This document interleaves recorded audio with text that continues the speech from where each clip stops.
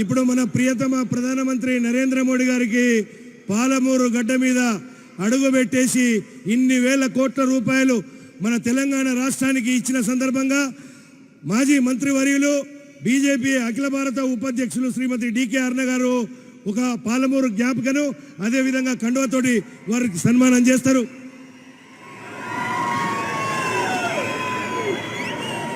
అదే విధంగా రాష్ట్ర అధ్యక్షులు కేంద్ర మంత్రివర్యులు శ్రీజీ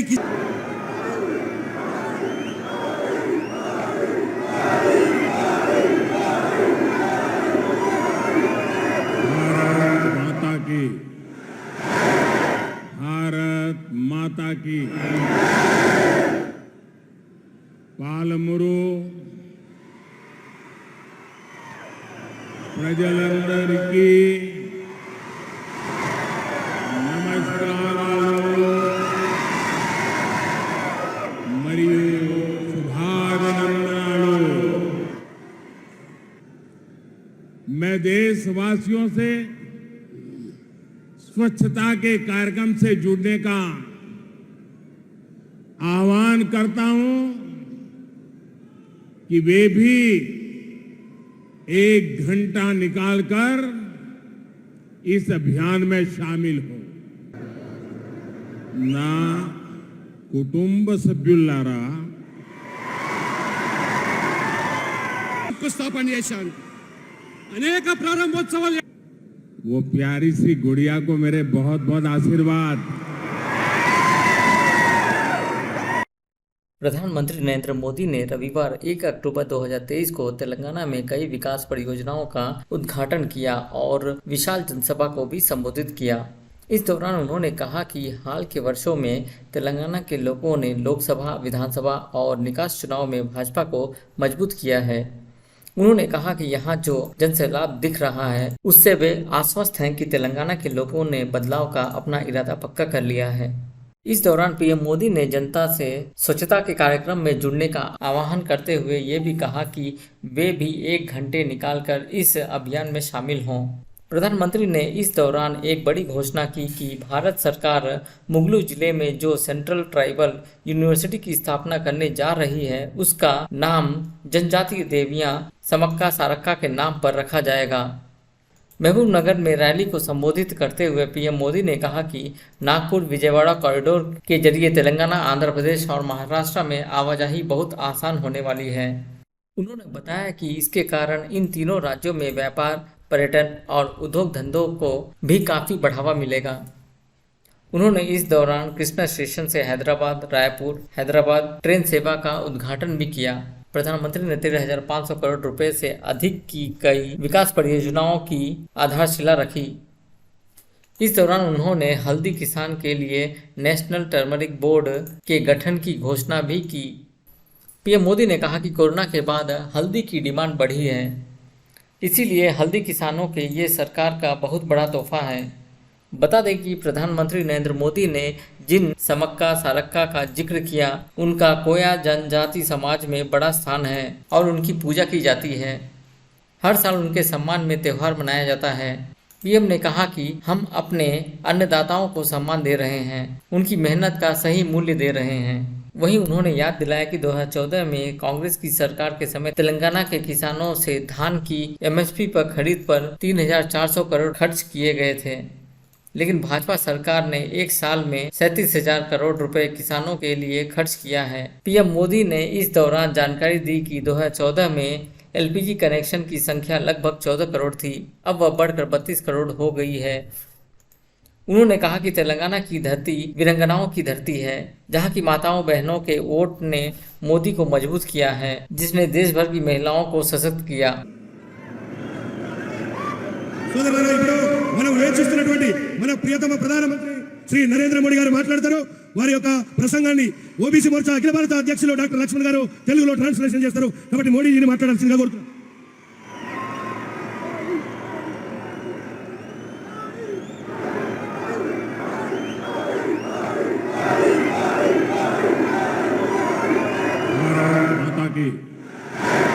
भारत माता की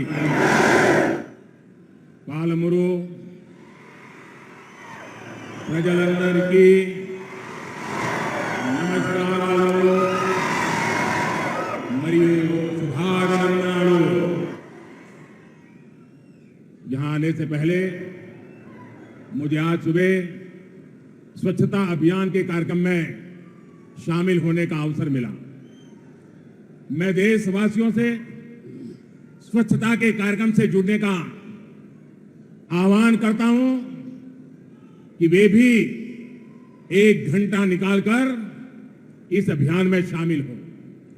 लेकिन जिस प्रकार से भारत के लोगों ने अपने निरंतर सहयोग से स्वच्छता को एक जन आंदोलन बनाया है, और आज सुबह भी मैं देख रहा था देश के कोने कोने में स्वच्छता का अभियान चल पड़ा है।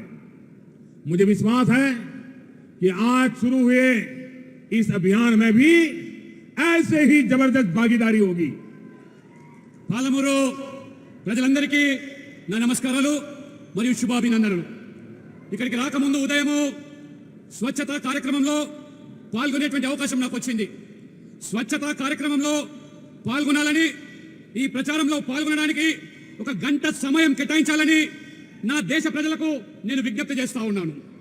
భారతదేశ ప్రజలు వారి నిరంతర మద్దతుతో పరిశుభ్రతను ఒక సామూహిక ఉద్యమంగా మార్చడమే కాకుండా ఈ రోజు ప్రారంభించినటువంటి ఈ కార్యక్రమంలో కూడా నలుమూలల కూడా పెద్ద ఎత్తున పాల్గొని ఈ యొక్క ప్రజల భాగస్వామ్యంతో ఖచ్చితంగా రాబో రోజుల్లో కూడా ఒక సామాజిక ఉద్యమంగా మారుస్తారని చెప్పి నేను విశ్వసిస్తా ఉన్నాను।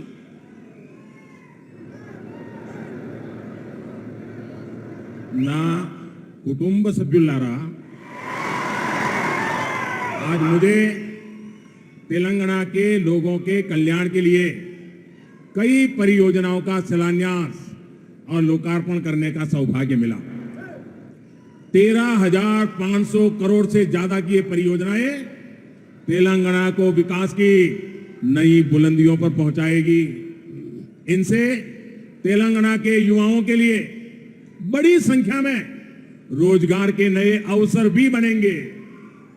నా కుటుంబ సభ్యులారా, ఈ రోజు తెలంగాణ ప్రజల సంక్షేమం కోసము అనేక ప్రాజెక్టులు, అభివృద్ధి పనులకు ఈ రోజు శంకుస్థాపన చేశాను, అనేక ప్రారంభోత్సవాలు చేశాను। నిజంగా నాకు చాలా సంతోషంగా ఉంది। 13,500 కోట్ల విలువైన ఈ ప్రాజెక్టులు తెలంగాణ అభివృద్ధి ఈ రోజు కొత్త శిఖరాలకు తీసుకెళ్తుందని చెప్పి నేను నమ్ముతా ఉన్నాను। ఇది తెలంగాణ యువతకు పెద్ద సంఖ్యలో ఉపాధి, ఉద్యోగ అవకాశాలు సృష్టిస్తుందనేటువంటిది నా ప్రగాఢ విశ్వాసము। वो प्यारी सी गुड़िया को मेरे बहुत बहुत आशीर्वाद।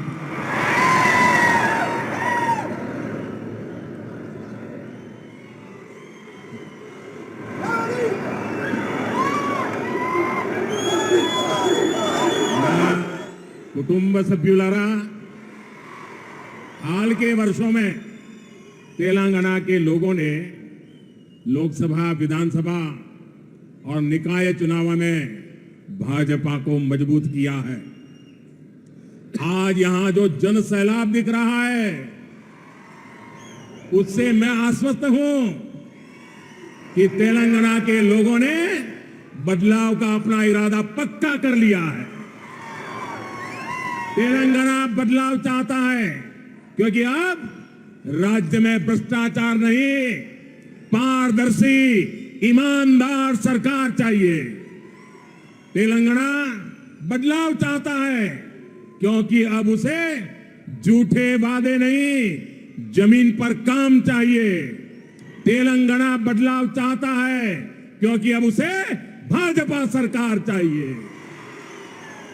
నా ప్రియమైన ఆ చిన్నారికి ఆశీర్వాదాలు పలుకుతూ, నా కుటుంబ సభ్యులారా, ఇటీవల కాలంలో ఈ రాష్ట్రంలో జరిగినటువంటి లోక్సభ ఎన్నికలు, అసెంబ్లీ ఎన్నికలు, స్థానిక సంస్థల ఎన్నికల్లో తెలంగాణ ప్రజలు భారీ ఎత్తున బీజేపీని బలపరిచారు। ఈరోజు ఈ ఉత్సాహం ప్రజల్లో చూస్తూ ఉంటే, ఈ పాలమూరు ప్రజలు వాళ్ళలో కనబడుతున్నటువంటి ఈ యొక్క ఉత్తేజభరితమైనటువంటి ఆనందాన్ని చూస్తూ ఉంటే, తెలంగాణ ప్రజలు ఖచ్చితంగా మార్పు కోసం తమ సంకల్పాన్ని నిర్ణయించుకున్నారనేది నా ప్రగాఢ విశ్వాసం। ఇది తెలంగాణ మార్పు ఖచ్చితంగా కోరుకుంటా ఉన్నది। కావాల్సింది తెలంగాణ ప్రజలకు అవినీతి రహితమైన ప్రభుత్వం, ఒక పారదర్శకతో అభివృద్ధి ఎజెండాగా పనిచేసేటువంటి ప్రభుత్వం, తెలంగాణ మార్పు కోరుకుంటున్నది. ఎందుకంటే ఇప్పుడు తప్పుడు వాగ్దానాలతో మభ్యపెట్టే హామీలతో పనిచేసే ప్రభుత్వం కాదు, క్షేత్ర స్థాయిలో చెప్పింది చేసేటువంటి ప్రభుత్వం కావాలి. అందుకనే తెలంగాణ మార్పు కోరుకుంటుంది. అందుకు ప్రజలు కోరుకుంటున్నది ఆ మార్పు బీజేపీ వల్లనే సాధ్యమని, బీజేపీ వల్లనే అవినీతి రహిత ఒక పారదర్శక ప్రభుత్వం ఏర్పడుతుందని చెప్పి ప్రజలు విశ్వసిస్తా ఉన్నారు. నా కుటుంబ సభ్యులారా, तेलंगाना की ये धरती रानी रुद्रमा देवी जैसी वीरांगनाओं की धरती है. कुछ दिन पहले ही देश ने नारी शक्ति वंदन अधिनियम पास किया है. अब सिर्फ संसद में ही नहीं बल्कि भारत की हर विधानसभा में महिलाओं की आवाज पहले से ज्यादा मजबूत होगी. तेलंगाना की माताओं बहनों के वोट ने मोदी को मजबूत किया और मोदी ने बदले में तेलंगाना समेत देश भर की महिलाओं को सशक्त किया है. मैं तेलंगाना की नारी शक्ति को इस विधेयक के लिए बहुत बहुत बधाई देता हूं. నా కుటుంబ సభ్యులారా, రాణి రుద్రమదేవి లాంటి ధీర వనితలను పుట్టిన గడ్డ ఈ తెలంగాణ నేల. కొద్ది రోజుల క్రితమే దేశం నారీ శక్తి వందన చట్టాన్ని, అంటే మహిళలకు చట్టసభలో 33% రిజర్వేషన్ కల్పించేటువంటి బిల్లు ఆమోదించడం జరిగింది. ఇప్పుడు పార్లమెంటులోనే కాదు, దేశం మొత్తం మీద కూడా ప్రతి అసెంబ్లీలో మహిళలకు చట్టసభలో అడుగుపెట్టే అవకాశం కల్పించింది ప్రభుత్వం. మహిళల గొంతు ఇప్పుడు చట్టసభలో మునిపటి కంటే రెట్టింపు స్థాయికి ఎదుగుతుంది. ఖచ్చితంగా మహిళల యొక్క భాగస్వామ్యం పెరుగుతుంది. తెలంగాణలోని తల్లులు మరియు సోదరిమణులు మీరందరూ కూడా ఓట్లేసి మోడీ గారిని బలపరిచారు. మరియు మోడీ గారు తెలంగాణతో సహా దేశవ్యాప్తంగా ఉన్నటువంటి మహిళలందరికీ కూడా ఒక గొప్ప సాధికారిత కల్పించారు. ఈ రోజు ఈ బిల్లు వచ్చినందుకు మొత్తం మహిళా శక్తిని నా హృదయపూర్వకంగా వారిని అభినందిస్తా ఉన్నాను. ना कुटुंब सभ्युलारा, तेलंगाना की बहनें जानती है कि उनका एक भाई दिल्ली में है जो निरंतर उनका जीवन बेहतर करने का एक प्रयास में जी जान से जुटा है. बहनों के लिए लाखों शौचालय बनवाना हो, मुद्रा योजना के तहत बिना गारंटी के ऋण देना हो, पीएम आवास योजना के गरीबों को घर देना है, मुफ्त गैस कनेक्शन देना हो, हमने महिलाओं का जीवन आसान बनाने का बहुत काम किया है. నా కుటుంబ సభ్యులారా, తెలంగాణ సోదరి మణులకు ఢిల్లీలో ఒక సోదరుడు ఉన్నానన్నటువంటి ఒక నమ్మకము, వారి జీవితాలను మెరుగుపరచడానికి నిరంతరము ప్రయత్నం చేస్తున్నారని మీ అందరికీ తెలుసు. అక్కా చెల్లెలు, ముఖ్యంగా మహిళలందరూ కూడా వారి ఆత్మ గౌరవంతో ముడిపడినటువంటి మరుగుదొడ్లు నిర్మించడము, ముద్రా యోజన కింద ఎటువంటి గ్యారంటీ లేకుండా మొత్తం మహిళలకు రుణాలు ఇవ్వడము, ప్రధానమంత్రి ఆవాస్ యోజన కింద పేదలకు ఇల్లు కట్టించడం అయితే గాని, ఉచిత గ్యాస్ కనెక్షన్లు ఉజ్వల పేరు మీద ఈ రకంగా అనేక ప్రయోజనాలు, పథకాలను మహిళల యొక్క జీవితాల్లో వెలుగు నింపేటువంటి కార్యక్రమాలు నింపడం వల్ల ఈ రోజు మహిళల యొక్క జీవితాలు మరి ఏ రకంగా సులభతరం చేశారో మీరందరూ కూడా ఈ రోజు గమనిస్తా ఉన్నారు. ना कुटुंब सभ्युलारा, भाजपा तेलंगाना के लोगों का जीवन बेहतर बनाने के लिए प्रतिबद्ध है. किसी भी देश की विकास यात्रा हाईवे के विस्तार के साथ ही रफ्तार पकड़ती है. 2014 तक 2000 आंकड़ा याद रखना, 2014 तक तेलंगाना में 2500 किलोमीटर नेशनल हाईवे का निर्माण किया गया था.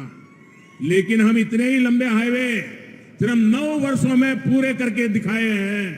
हमारा प्रयास है कि हर छोटे शहर, गांव, कस्बे के लोगों की बड़े शहरों तक पहुंच आसान हो. इससे व्यापारी, कारोबारी, नौकरी पेशा, छात्रों, प्रोफेशनल्स और किसानों को बहुत फायदा होगा.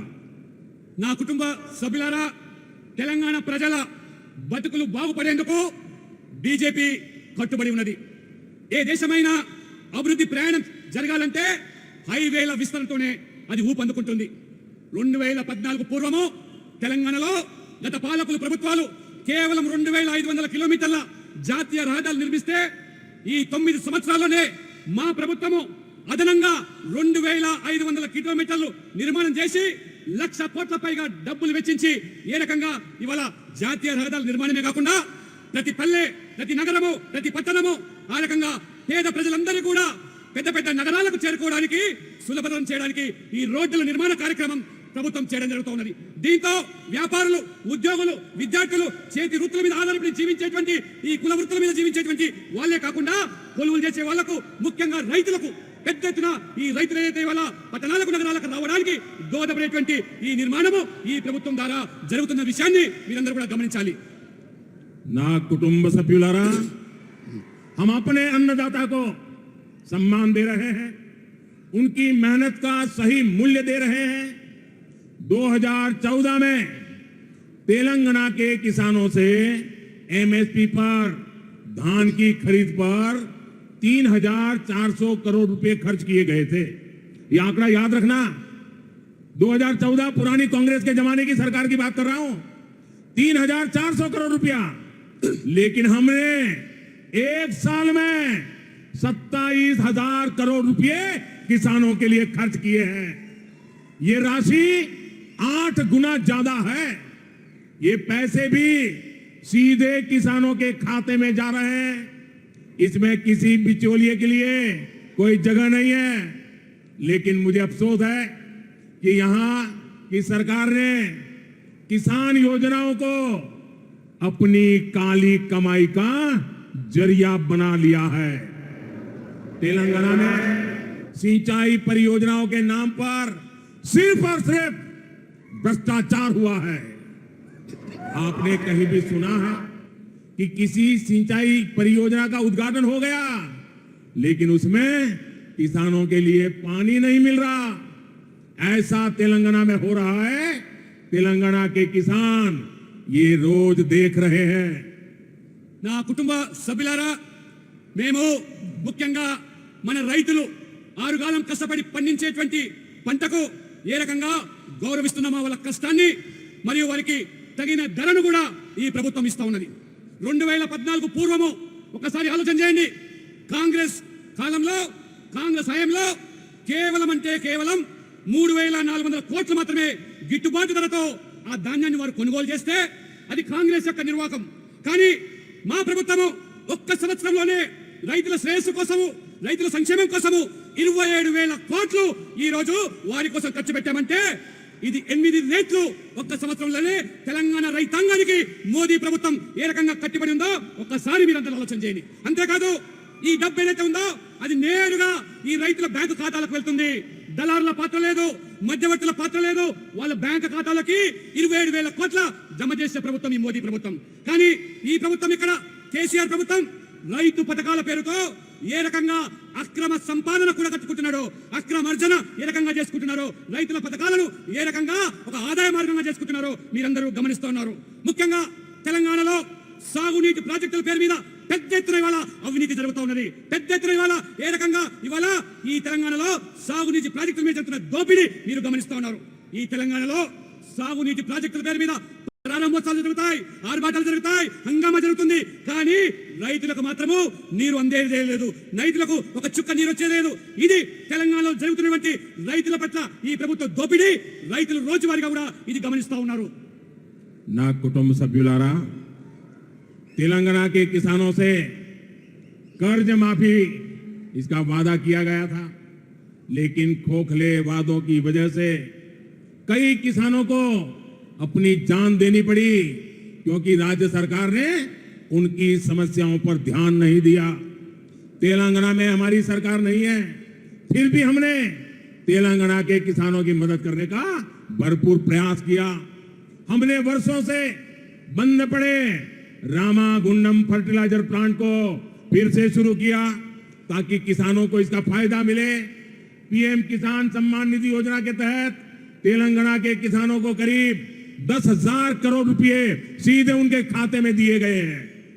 నా కుటుంబ సభ్యులారా, తెలంగాణ ప్రభుత్వం ఏ రకంగా రైతులను మభ్యపెట్టి మోసం చేస్తూ ఉన్నదో దానికి తాజా ఉదాహరణ. రైతుల రుణమాఫీ చేస్తామని హామీ ఇచ్చారు, ఎన్నికల్లో ఓట్లు పొందారు, లబ్ధి పొందారు రాజకీయంగా.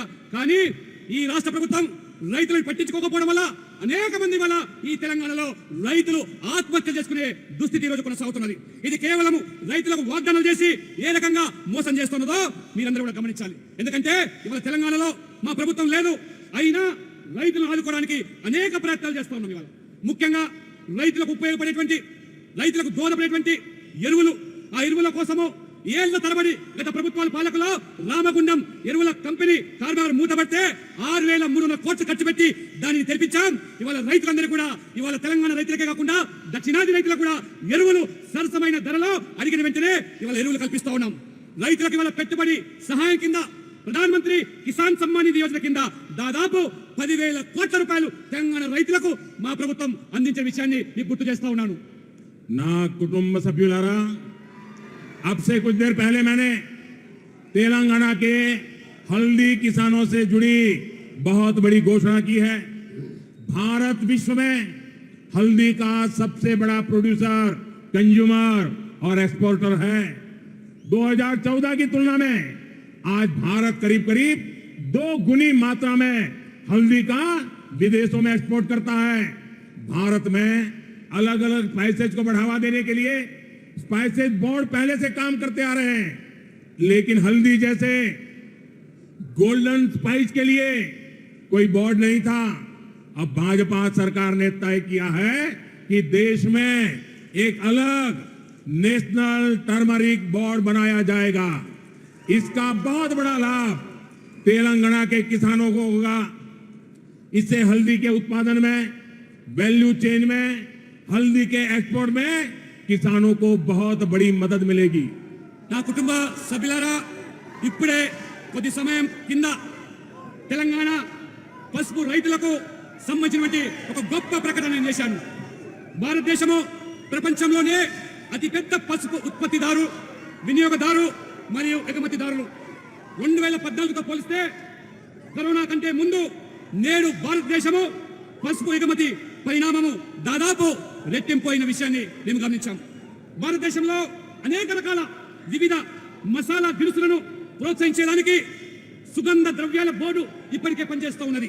కానీ పసుపు వంటి బంగారు దినుసులను పండించే రైతులకు వారిని ఆదుకోవడానికి ఒక బోర్డు ఇప్పటి వరకు కూడా లేదు.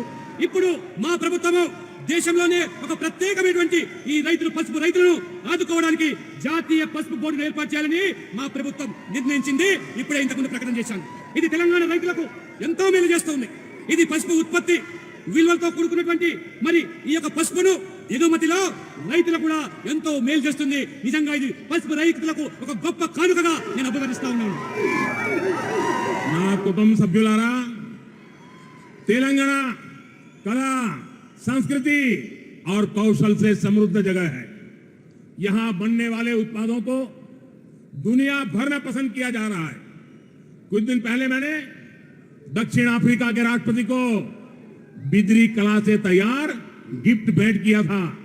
इससे देश विदेश में इसकी कला की चर्चा तेज हो गई है। इस तरह के कई और स्किल हैं जिसे सपोर्ट की जरूरत है।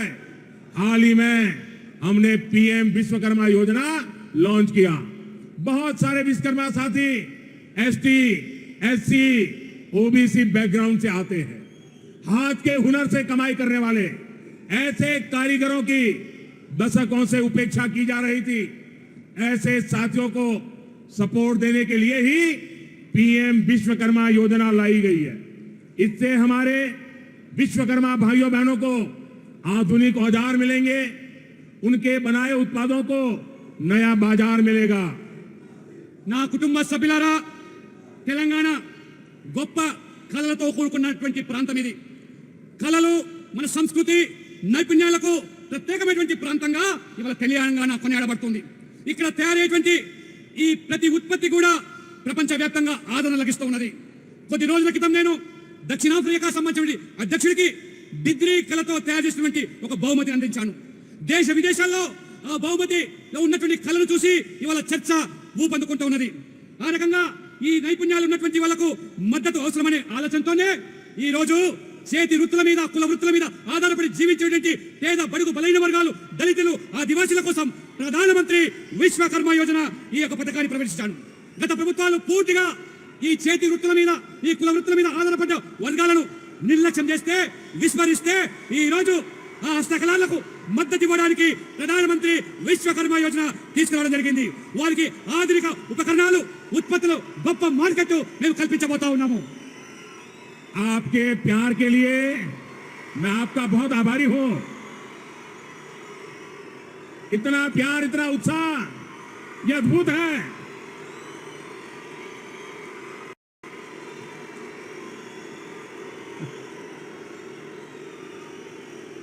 आपने तो कांग्रेस और बीआरएस दोनों की नींद हराम कर दी है.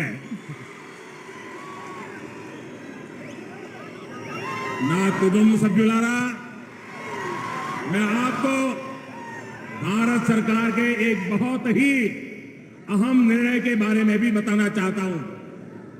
भारत सरकार तेलंगाना में मुलुगु जिले में एक सेंट्रल ट्राइबल यूनिवर्सिटी की स्थापना करने का निर्णय कर लिया है और इस विश्वविद्यालय का नाम आदिवासी देवियां सम्मक्का सारक्का के नाम पर रखा जाएगा और इस पर करीब करीब 900 करोड़ रुपए खर्च होंगे. ये सेंट्रल यूनिवर्सिटी बहुत पहले बन गई होती अगर यहां की भ्रष्ट सरकार ने इसमें दिलचस्पी दिखाई होती. मुझे अफसोस है कि यहां की राज्य सरकार सेंट्रल ट्राइबल यूनिवर्सिटी के लिए जमीन देने के काम को 5 साल तक टालती रही. ये दिखाता है कि तेलंगाना सरकार को आदिवासी हितों की, आदिवासी गौरव की कोई परवाह नहीं है. మిత్రులారా, మీరు చూపిస్తున్న ప్రేమను చూస్తూ ఉంటే నేను ముగ్ధులైపోయాను. మీ ప్రేమకు ధన్యవాదాలు, అభినందనలు. కాంగ్రెస్, టీఆర్ఎస్ మీ చూపే ఉత్సాహానికి ఈ రాత్రి నిద్ర పట్టదు. నేను భారత ప్రభుత్వం తీసుకున్నటువంటి ఇంకొక ముఖ్యమైన నిర్ణయాన్ని మీకు చెబుతా ఉన్నాను. తెలంగాణలోని ములుగు జిల్లాలో కేంద్ర గిరిజన విశ్వవిద్యాలయాన్ని మా ప్రభుత్వం ఏర్పాటు చేయబోతున్నది. ఆ విశ్వవిద్యాలయానికి మన ఆరాధ్య దైవమైనటువంటి సమ్మక్క సారక్క పేరు పెట్టి 900 కోట్ల రూపాయలు ఈ ప్రభుత్వం ఖర్చు పెడుతున్నది.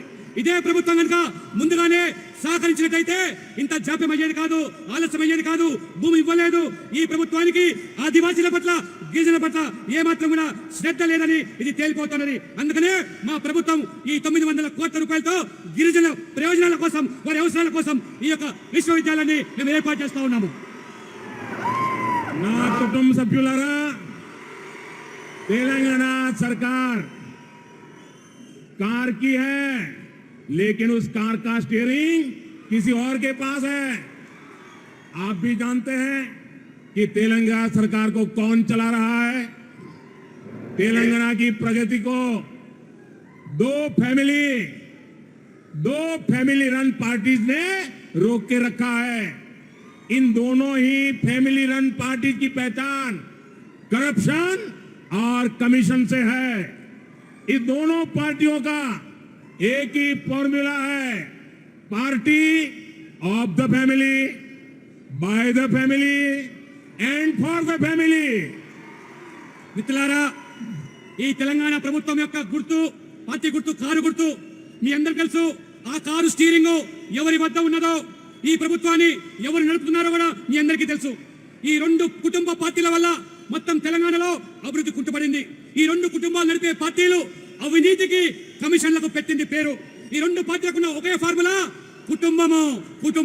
కుటుంబం ద్వారా, మరి కుటుంబం కోసమే ఈ పనిచేసే ప్రభుత్వము, ఈ పార్టీలు, ఈ ప్రభుత్వాలు. ये लोग प्रजातंत्र को परिवार तंत्र बना रहे हैं. ये एक पॉलिटिकल पार्टी को प्राइवेट लिमिटेड कंपनी बनाकर चलाते हैं. इस प्राइवेट लिमिटेड कंपनी में प्रेसिडेंट भी परिवार का, सीईओ भी परिवार का, डायरेक्टर भी परिवार का, ट्रेजरर भी परिवार का, जनरल मैनेजर भी परिवार का, चीफ मैनेजर भी परिवार का, मैनेजर भी परिवार का होता है. हाँ, सपोर्ट स्टाफ के लिए कुछ बाहरी लोगों को दिखावे के लिए जरूर रख लिया जाता है.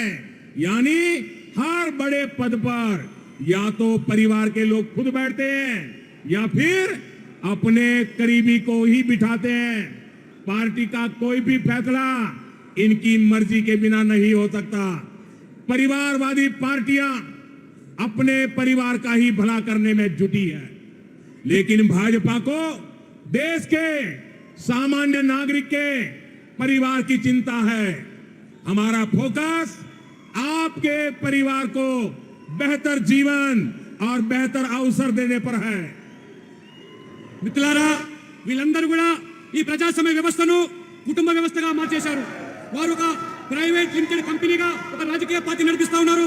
ఈ ప్రైవేట్ లిమిటెడ్ కంపెనీలో ప్రెసిడెంట్ కుటుంబమే, CEO కుటుంబ వ్యక్తే, డైరెక్టర్ కూడా కుటుంబ వ్యక్తే, జనరల్ మేనేజర్ కూడా కుటుంబ వ్యక్తే, చీఫ్ మేనేజర్ కూడా కుటుంబ వ్యక్తే, మేనేజర్ కూడా, ట్రెజరర్ కూడా ఆ కుటుంబ వ్యక్తే. కానీ వారి అవసరాల కోసం కొంతమంది బయట వాళ్ళను సహాయక సిబ్బంది కోసం నియామకం చేసుకుంటున్నారు. అంటే ప్రతి పెద్ద పోస్టులో మాత్రం కుటుంబ సభ్యులు కూర్చుంటారు, కానీ మిగతా వాళ్ళకు ఏమాత్రం కూడా అందులో ప్రమేయం ఉండదు.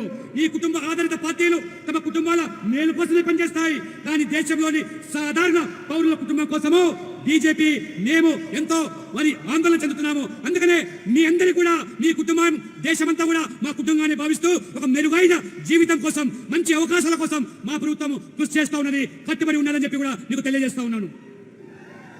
నా కుటుంబ సభ్యులారా, भाजपा पर तेलंगाना के लोगों का समर्थन और विश्वास लगातार बढ़ता जा रहा है।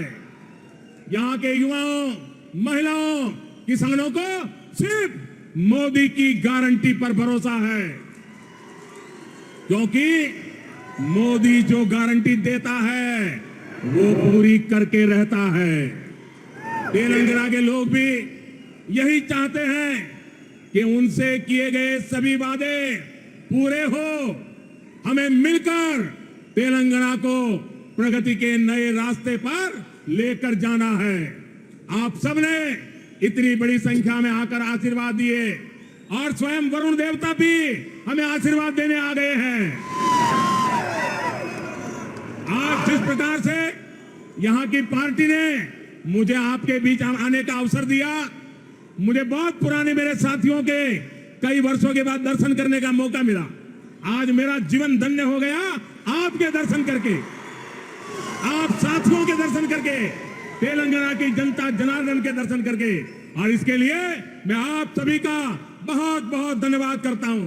మిత్రులారా, తెలంగాణలో రోజు రోజుకు బీజేపీ పట్ల ఆదరణ పెరుగుతూ ఉన్నది. ఇక్కడ ముఖ్యంగా యువత, మహిళలు, రైతులు, కుల వృత్తుల మీద ఆధారపడి జీవించే పేద వర్గాలు ఎంతో నమ్మకంతో మా వైపు చూస్తూ ఉన్నారు. ఎందుకంటే మోదీ ఇచ్చే గ్యారెంటీ పైన మనకెంత నమ్మకం ఉందో ఈ రోజు మనం ప్రజలు చూస్తూ ఉన్నారు. అంతే, మోదీ హామీ ఇచ్చాడంటే అది నెరవేర్చుకునేటువంటి పూర్తి విశ్వాసం ఉండడం వల్లనే ప్రజలు ఆదరిస్తూ ఉన్నారు. కాబట్టి ప్రతి హామీని మోదీ వల్ల నెరవేరుస్తున్నారు. కాబట్టి అందరం కలిసి ఈ తెలంగాణను ప్రగతి పదంలో నడిపిస్తాం, తెలంగాణ అభివృద్ధి చేస్తాం. మీరందరూ కూడా ఇంత పెద్ద సంఖ్యలో వచ్చి మమ్మల్ని ఆశీర్వదించి ఇంత పెద్ద ఎత్తున నాకు ఈ పార్టీ ఇక్కడ అవకాశం ఇచ్చి అనేక రోజులుగా మా యొక్క పాలమూరు ప్రజలను, తెలంగాణ ప్రజలను వీక్షించి మిమ్మల్ని కూడా కలిసే అవకాశం కల్పించే మీ పార్టీకి మీ అందరూ కూడా ప్రత్యేకంగా హృదయపూర్వకమైనటువంటి ధన్యవాదాలు. భారత్ మాతా కీ. నరేంద్ర మోదీ గారి నాయకత్వం. दोनों हाथ ऊपर करके मेरे साथ बोलिए, भारत माता की, भारत माता की, भारत माता की। वंदे वंदे वंदे वंदे वंदे वंदे वंदे वंदे वंदे। भारत माता की, भारत माता की, भारत माता की। बहुत बहुत धन्यवाद।